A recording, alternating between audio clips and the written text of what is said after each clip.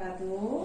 Selamat siang semuanya, Bapak Ibu, matur nuwun sebelumnya sudah meluangkan waktu untuk hadir pada kesempatan kali ini.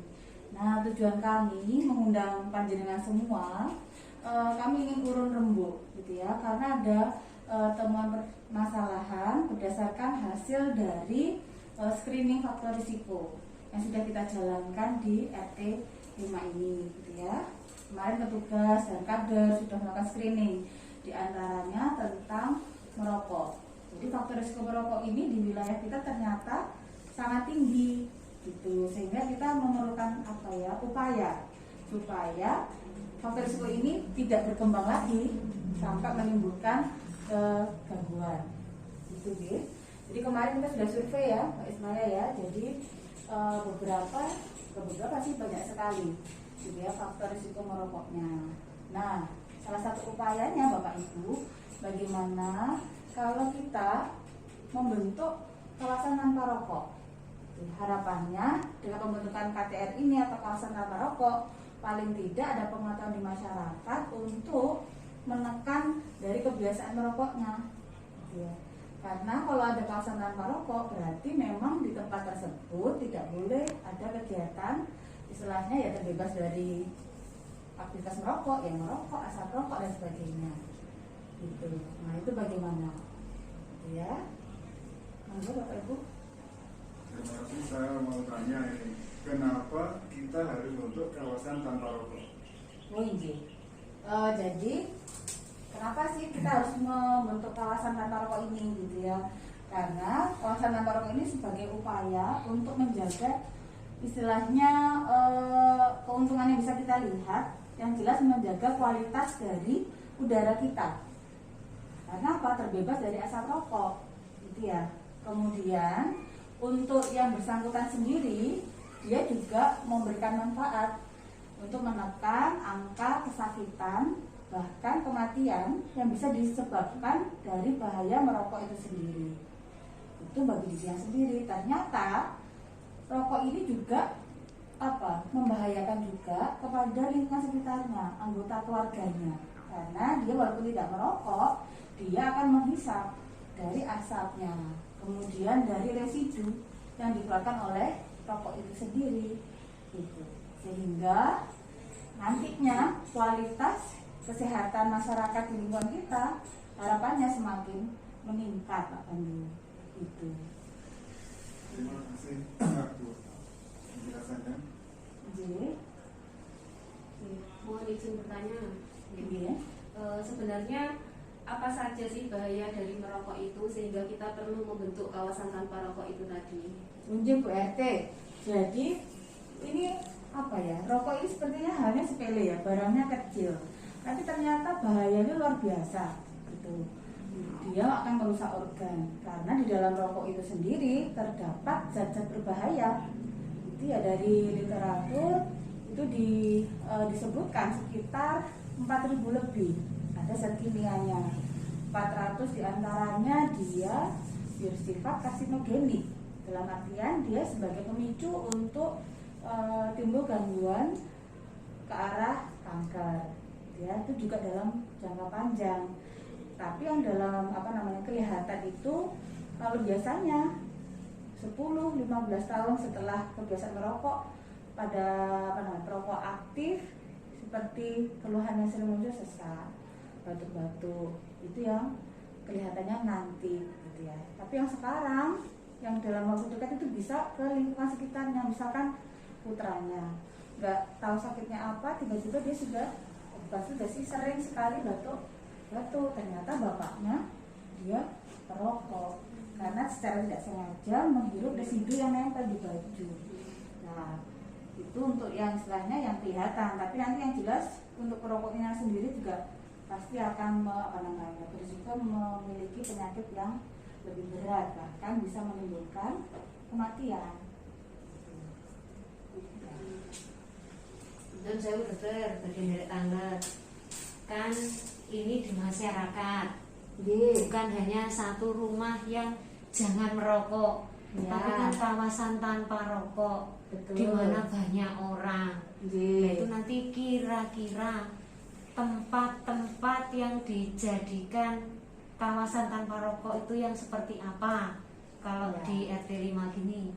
Oh iya, jadi nanti Bu Yustin ya, tentu di setiap individu kita upayakan rumah masing-masing. Tapi kalau untuk kawasan, kalau dari istilahnya dari ketetapan itu tempat-tempat umum seperti fasilitas kesehatan, kemudian sarana belajar, kemudian sarana ibadah, kemudian sarana terkait yang digunakan fasilitas untuk anak-anak. Nah, itu yang kawasan tanpa rokok bisa diterapkan. Jadi begitu, sehingga kita hari ini bisa mengidentifikasi kira-kira tempat-tempat apa saja yang ada di sekitar kita. Gitu nih. Kira-kira apa saja yang ada di wilayah kita? Ibu-ibu? Berarti gereja itu enggak boleh nggih? J, masuk tempat ibadah berarti bisa kita jadikan KTR. Kalau kita punya sekolah nggih, ya sekolah kita. Berarti Ya. kayak tempat les guru terima murid gitu ya nggak bisa nggih? Iya, karena itu termasuk tempat bertemu dengan anak-anak, tempat Oke. les itu. Nah, berarti termasuk sarana belajar. Itu juga bisa nanti kita identifikasi. Ya, nanti kita advokasi. Jadi, Bapak Ibu, nanti kita minta tolong di sekitar wilayah kita ini mana saja, kemudian kita akan lakukan lagi advokasi kepada beliau-beliau, kan gitu. Karena memang kita perlu koordinasi dulu, gitu. Nggak mungkin kita langsung ya pengennya kita segera, tapi ya kita advokasi dulu, gitu. Ya. Terus ini, kalau misalkan nanti kita sudah membentuk kawasan tanpa rokok tersebut, itu nanti selanjutnya itu akan kita bagaimanakan, ataukah nanti perlu dimonitoring dan seperti apa monitoringnya? Ya betul. Harapannya kan kalau kita sudah menetapkan kawasan tanpa rokok ini kan berjalan terus gitu ya, karena memang perubahan perilaku itu memang perlu waktu. Nah, kita harus menetapkan apa-apa saja sebagai indikator supaya kita mengetahui yang sudah kita tetapkan ini berjalan atau tidak berjalan, sehingga perlu kita tidak lanjuti. Gitu ya. Jadi, kalau dari indikator itu yang paling istilahnya yang jelas, kita berikan pengumuman penanda sebagai kawasan tanpa rokok. Kemudian ini tidak ada orang rokok, gitu ya. Apalagi nggih? Kira-kira Bapak Ibu ada masukan apalagi istilahnya? Wah, kita tahu ini jelas. Mungkin tidak ditemukannya puntung rokok di kawasan tersebut. Oh iya, ada tidak puntung rokok? Iya. Gitu ya. Nanti kita lihat aja, kalau ada ya nanti bisa kita ulang kali. Oke, ada apa lagi ya? Kira-kira penanda apa lagi ya? Tidak tercium asap rokok. Oh iya, tidak terjual asap rokok ya. Oke, soalnya kadang-kadang nggak kelihatan orang merokok, Iya, tapi ternyata ada baunya ya. orang merokok. Oh nggih. Ya, nggak tolong dicatat ya. Terus apa lagi yang belum? Tadi tidak merokok, tidak tercium asap rokok, ada tulisan larangan merokok, kemudian tidak ditemukan puntung rokok. Oh, terus jangan ada yang jualan rokok. Iya. Ya, jangan ada jualan rokok di kawasan tersebut di KTR itu. Gitu ya. Kira-kira penanda-penanda itu nanti yang kita tetapkan sebagai indikator kepatuhan, gitu. Itu nanti yang nganu siapa toh? Berapa dinilai itu kan seperti menilai ngoten nggih. Nggih. Itu siapa yang melakukan itu? Nah, nanti akan kita bahas lagi setelah kita mengundang yang pihak terkait tadi. Karena kan bisa jadi dari pihak mereka sendiri atau mungkin dari eksternal. Eksternal itu mungkin secara berkala dari Pak Lurah atau dari pihak kelurahan, itu juga bisa. Tapi secara mandiri pihak kawasan tersebut juga melakukan monitoring ngoten nggih.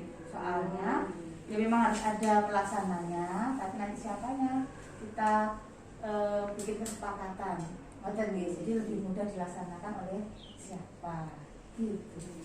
Ngoten nggih. Rawingaken mangke nganu Pak Gandum panjenengan kepalakan pasarisan RT ngoten nika lho direnggakne. Ya nanti saya Diaturne kumpulkan. kali bapak-bapake. Saya koordinasi Pak RT Pak RT sama Nggih. ibu-ibu PKK. Oh nggih. Oke, alhamdulillah berarti kita sepakat ya, kita Nggih. mau membentuk kawasan tanpa rokok di lingkungan kita. Oke.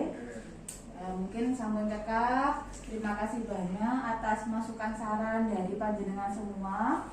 Mudah-mudahan nanti kita bisa segera melakukan pertemuan lagi untuk bertemu dengan tadi pihak-pihak terkait yang memiliki kawasan tempat-tempat umum tadi yang kita identifikasi. Matur nuwun. Sambung ke Risma sampun cekap. Mungkin sudah matur nuwun. Kita mengucapkan Assalamualaikum warahmatullahi wabarakatuh. Waalaikumsalam.